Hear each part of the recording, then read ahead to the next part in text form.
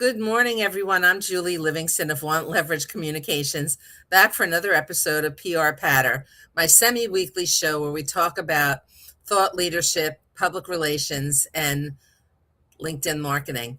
I'm very excited today as I have a special guest, Meg Newhouse. She's a serial entrepreneur who most recently co founded and was CEO of Inspirant Group, a disruptive management consulting firm that she led to strategic acquisition by global digital partner 10 Pearls. Meg just finished her exit and is currently advising leadership teams, mentoring women leaders. I love that. Writing a book. Love that too. And teaching yoga. Most importantly, she's spending quality time with her family, Mm. including her high school sweetheart and their two teenage kids.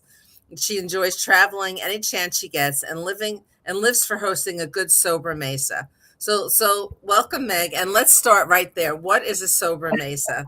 Hi, Julie. Gosh, it's so great. I'm with you. It's like a blast from the past. Julie and I, when I was CEO, and it was just the best. So thank you for having me on. So Sober Mesa is a term, actually, my sister-in-law, my brother's wife, we're very close. She's the sweetest. I'm so lucky. She sent me this term. She goes, you know what? This made me think of you, Meg. I think she does like word of the day or something. Ah, And it's a Spanish word and it means upon the table. And it's what it captures though is this essence of having a meal with people you love and then just lingering at the table and having the conversation. And, before you know it, 3 or 4 hours have passed and you had good food, good conversation. And I just love, having people to my home sitting around. And before you know it, you're like, is it midnight already? Oh my right. God, here That's we are. great. Yeah. What a great word. That's fantastic. I think so too. Yeah, it's not mine, but it was so sweet of her to send that to me. I was like, yeah, I do like it over Mesa. Wonderful. When we worked together, one of the things, I was so impressed by your leadership style. And I've worked with a lot of communicators over the course of my career, and you do a lot of things in a very special way. So I'd love to talk to you about what does it mean to be a leader today, in your opinion? How should leaders present themselves today? Thanks, Julie. And it's funny. I was thinking about this before we got on, and I do think, I think I've been talking about this for years that there's been an evolution of leadership. I do think, a lot of leaders were growing up in a time where management was a carrot and stick. That people were interchangeable. If somebody wasn't doing what you wanted them to do, you just find a new person, and that has completely changed. I mean, the evolution of technology, COVID, zooming into people's homes, like the way people show up to work and the way people expect to be treated at work has completely evolved. And if leaders aren't evolving, Yay. I mean, you talk, Right. well, Finally. like me and prior generations, it was just different. And I think leaders are also starting to realize that, the power that they have over um, getting value out of the team, right? So if, you could do the carrot and stick and you could do the, listen to me because I'm in charge, but then what are you getting out of your team when you're doing that versus, hey, we're partners in this. How can I best support you? What are your roadblocks? What else do you have going on in your life that could affect maybe how you're showing up today? And how can we work through that together? There's just a different way of getting your best out of people. And I know, so many folks with the advent of technology and AI, it's like, well, they're going to replace people. And, AI can do a lot of things. And I think the best companies going forward are going to find that combo between, using the technology, whatever it's going to be, because AI is the flavor of the day today. It's going to be Sure. something else. And Right. it's Sure. true, right? But that combo of technology and humanity, because you're never going to be able to replace human judgment, human empathy, and how we show up for each other. And if, humans are on both sides of technology, right? So that's what we're creating. That's who's creating the technology and also who we're creating it for. So leaders, to answer your question with a sentence, leaders need to show up with empathy, with humility, and with humanity today and always. I have to say, I forgot to mention that you did this with a remote team, Yes, we did. which I think really speaks volumes because you didn't always have your people in front of you. It was essential. I say we were remote first before it was cool. We started the company in 2017 intentionally as a remote first culture. because we were hiring people we trusted to do the work that we knew were super talented. So, once you hire for fit, once you hire the right people into the role, they're not replaceable. If you think they're replaceable, you're hiring the wrong people. If you hire these irreplaceable, talented folks on your team, and then you let them do the work that they were hired to do. And so for us, it was like, it doesn't matter where you do that. We're hiring people with maybe 20 years of experience. We're not going to force you to go into an office for what? Now, don't get me wrong, you know me, I'm an extrovert. I mean, there is a lot of value in spending quality time with people. I was in New York recently. I insisted we go to lunch, right? Like the hugs and the face-to-face and the over mesa, the sharing the meal, right? You can't replace that virtually. You have to do that. So we had our virtual team, but then we would get together quarterly in person on site and have those team building activities to create that bond. And Julie, it worked. It was successful over and over again. Our team was saying we had the best culture. It was the best place they ever worked. We changed their lives by the way we treated them, because we treated them like grownups doing the job that we hired them to do. It's so refreshing. It's still so refreshing. I tell this story and I'm like, it's not. I met someone last night. I was at an event last night and something similar came out of my mouth. And she's like, wow, we're leaders like you. I just can't. And I get dumbfounded every time because it's not that hard. Right. It's not that hard. And I think what gets in the way, Julie, is ego. People get these titles or they get promoted and they think differently of themselves and how they're supposed to show up and what's expected of how they behave. And I don't think it needs to be that way. We're all humans. Like, let's treat each other that way. And let's do the best we can for each other. Let's assume best intent. If there's a misunderstanding, let's not blow it up, right? Let's talk to each other and try to figure it out. But we all have the same goal. We want this business to be successful. Let's work together to make that happen. Well, right? It makes so much sense. I mean, it just does. So what's the role of strategy in communicating with your internal team? I think communication is key. I have observed organizations that hold on to information or don't communicate timely. And what that does is it creates confusion.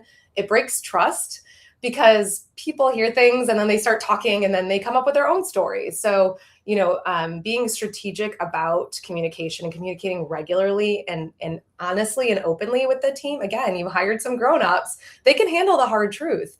I was a CEO during COVID. It was tough. There was a lot of tough communications and there was a lot going on during that time and still to this day. I mean, there's a lot going on. And so as a leader, the onus is on you to clearly and regularly communicate with your team about what's going on, not only in the organization, but in the communities in which you live and work and being aware of Erin Mohideen, who is our head of people and culture. She always talked about the care abouts, right? What does your team care about? And communicating, in a way that addresses that for them as well. So, regular communication, you think about adult learners, that's my background. If you communicate regularly on a cadence that they can come to count on, whether that's, a weekly memo on a Monday, here's what's happening this week, or a monthly town hall from the CEO, or a newsletter that comes out, or a Slack channel, whatever it is. But if it's a regular cadence where they can come to expect, okay, at this time, this day, I'm going to hear about this. And then also visually, right? Most of us are kind of so if it's presented in the same way that they don't need to dig and try to figure out the communication every single time. Right. There's nothing embedded in there. It's straight talk. And it makes it easy. And then in brief and simple, bullets are great. What are the key points? I used to teach back when I was doing technology training an email class. And it was you start with just a quick summary. It's the TLDR, the too long didn't read, right? If you don't want to look at anything else, right, you do a little bit at the top, and then you have a couple bullets of supporting information. And then if your reader got through all of that, then you can put the chunks of it at the bottom. But you should assume that most people are going to maybe get through those first parts. So keeping it simple, clean, easy to digest, consistent, and then having a regular cadence.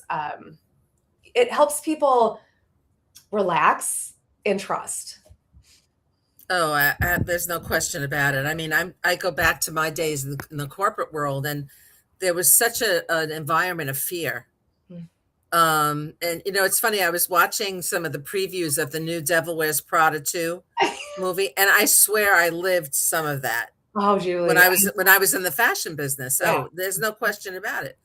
And it's so harmful to people. They don't do their best. You find them, crying all the time, or they're Yeah. stressed out, or they get medical issues as a result. And this is the way you're managed, the way you're leading just makes so much sense. It gets people really excited and wanting to do more. I mean, I was very fortunate in my CEO role that like I finally realized my life's purpose. And truly, it's a little woo-woo, but Yeah. like for me, it's to help people reach their full potential, whatever that means for them. I can't tell you what that means for you, but work is such a large part of so many people's lives that why should that be a place of dread or fear or stress, like holding them back from getting to that full potential? What if instead leaders provided this environment where they could be their best selves and then shine, right? You get the best out of them, like that talent, that brilliance. You should never be the smartest person in the room. You're hiring those people. Right. So who knows what incredible ideas are going to come up with if given the right environment in which to succeed. It makes work the most fun. I mean, I had this at one job that I held where I couldn't wait to get up in the morning and go to that job. That's It was so, I even worked nights and weekends sometimes. I didn't care. It was just so much fun. And I felt like I was really contributing to the team and the final product. What a different, I mean, and you just told two stories, a tale of two very different cultures, right? And what a difference that probably made in your life. And Julie, you talked about the stress. I mean, there are, scientific negativities that come with chronic stress in a human's body, and how, so like not only are you affecting their mental health, but their physical health potentially as being a terrible boss, right? But then thinking about like the teamwork and like, it just, nothing makes sense to me about not being a leader that is really truly there to create the best environment. It's the best I can say, right? That's what the culture is. It's the best environment in which your team can do their best work. Yeah, absolutely. So how do you create this, Meg? How do you establish a company culture? Because this was something brand new that you created at Inspirant Group. Yeah. Yeah. Well, first of all, I was so fortunate to have the two best co-founders, and it was so funny. So Amir and Chris, we're very different people, but the commonality we had was that we care about people. And so that's all that mattered, right? Whatever our backgrounds was, our expertise was, whenever we talked about the company and building the company, it was always, how is this going to be best for our people? So that made it easy to have, Sure. folks that was our baseline. But, very early on in starting the company, I realized the importance of intentionally creating the culture, because culture is going to happen whether you're intentional about it or not. So I think as a leader, whether you're creating a new company like we were or stepping into a new role, you have to pretty quickly get the lay of the land and then determine what you want that culture to be. And so for us, like the easiest way to do it was to, and you hear about this, but I think it's true. You have these mission, vision, and values, right? So what is it that we're trying to do? Like, first of all, like our vision, what's our purpose? Why do we even exist? Everyone should know that. Like you hear the story about, JFK went to NASA in the 60s and he asked everybody there, what's your job?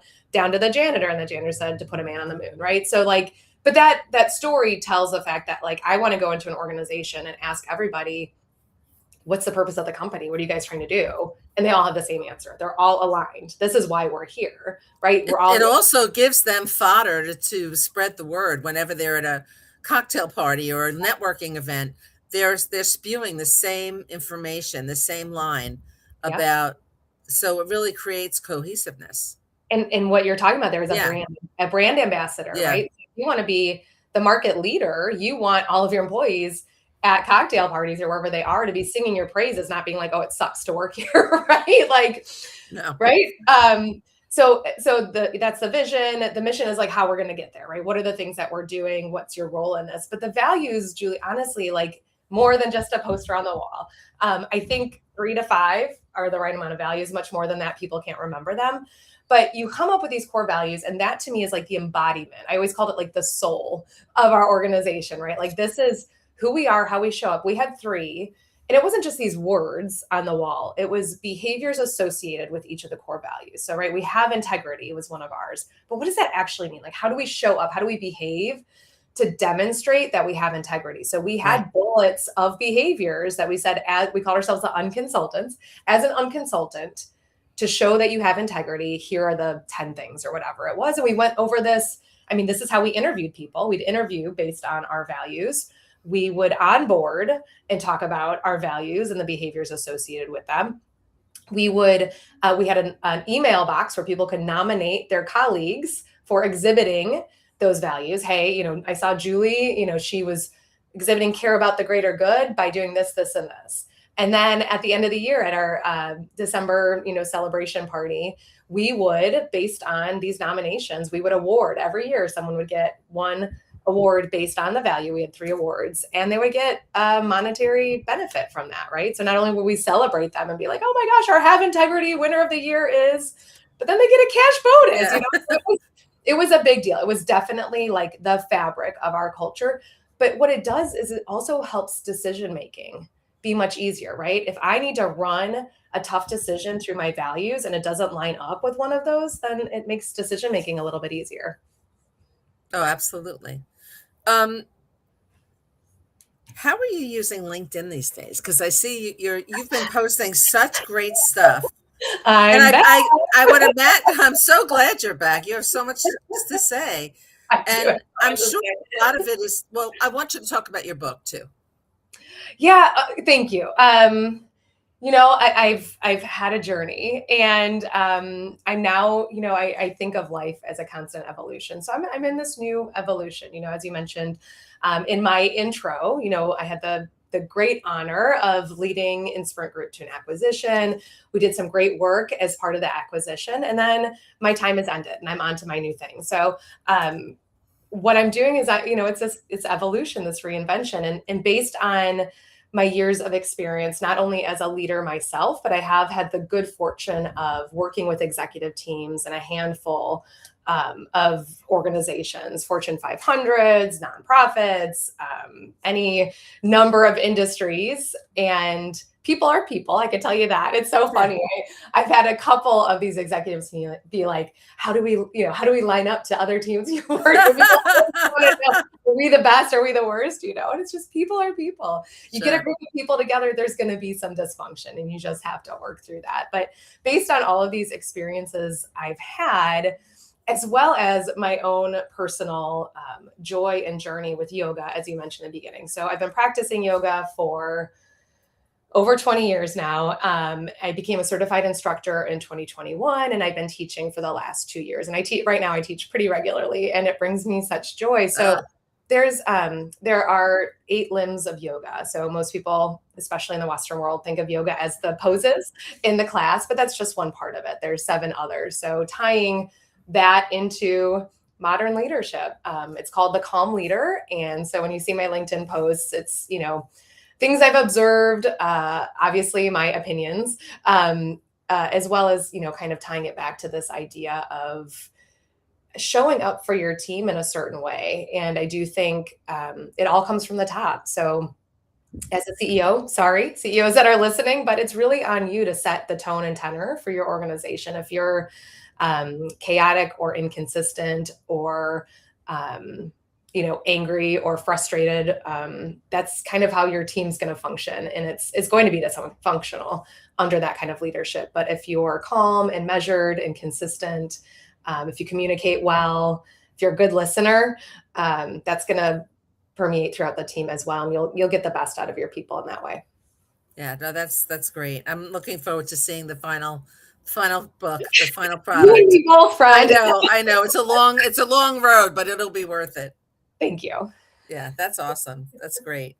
So I guess you're seeing LinkedIn as an important part of this journey.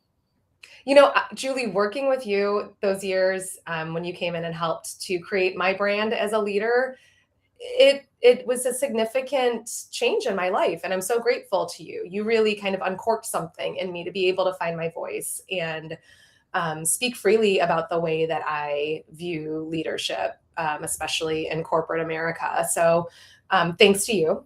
And it's fun to tap back into that now, you know. I Yeah, I find that LinkedIn. I had a friend a couple of weeks ago be like, LinkedIn's the Wild West. Really, you're kind of seeing anything out there right now. But you know, through our work together, you taught me some key pieces on how to show up, how to build your thought leadership. And I don't know if you saw it last week, I had a post go viral. Like I've never had that before. That It's was really fun. incredible. Well, But you're really posting thought, um, you're sparking conversation and what you're in the way you're posting and what you're posting about. You're really getting people to think.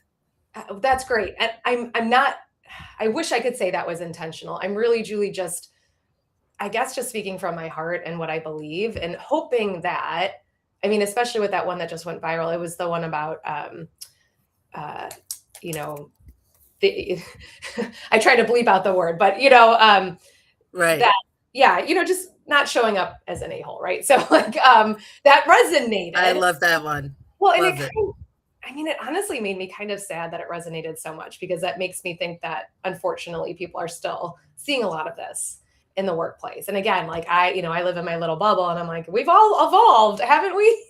Apparently, no.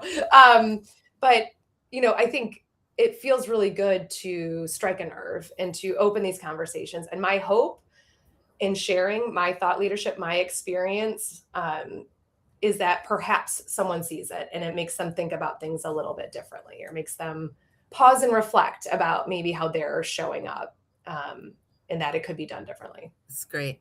Who are some of the thought leaders that you admire, Meg? Who do you like to read? There is this woman, I'm going to mispronounce her name. Her name is Jenny Stokovich, I think. She runs a VC out of California.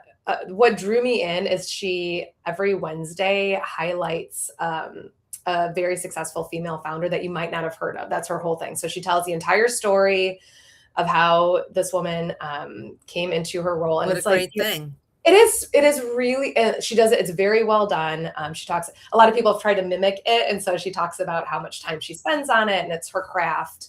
But she is super interesting. And I love hearing those stories. I think it's really cool that she's highlighting that. I've always been a huge Adam Grant fan. Oh, he's the best. he He's the he best. he says things. It's like, oh yeah, like he says things that I'm thinking, but probably couldn't put words to, and then he comes out with it. Now, you know, he's a professor at Wharton that studies like organizational psychology, so that, you know, that scientist that kind of lives in the back of my head gets a real kick out of the things that he says. So those are probably the two that I consistently. Simon Sinek is another one. He sends me little inspirational quotes every day. Not in person. I wish, but you know, I have his newsletter, and, you know, I just, and I just posted on LinkedIn my reading list for Q1. I'm a voracious reader, and there's a couple books on there that, you know, if you dig in, I probably don't agree with their politics or, you know, certain things that they believe, but that doesn't mean I shouldn't read and learn about their point of view, right? I Sure. mean, more so than ever, I think we should learn about others' point of view, even if we don't agree with it, right? Just to better understand where people are coming from. So that's, I mean, I'm constantly reading, I'm constantly looking for suggestions. Typically, I try to read one nonfiction and one fiction every month. But if you look at my list from Q1, it's mostly nonfiction. I think that's Really?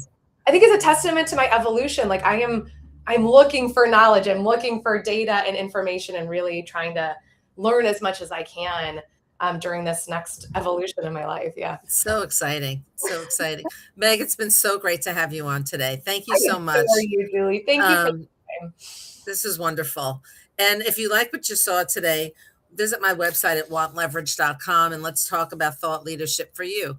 Julie's Um, the you best. can reach out to Meg on LinkedIn Yes, please. if Yeah. you'd like to connect. So I'll see you next time on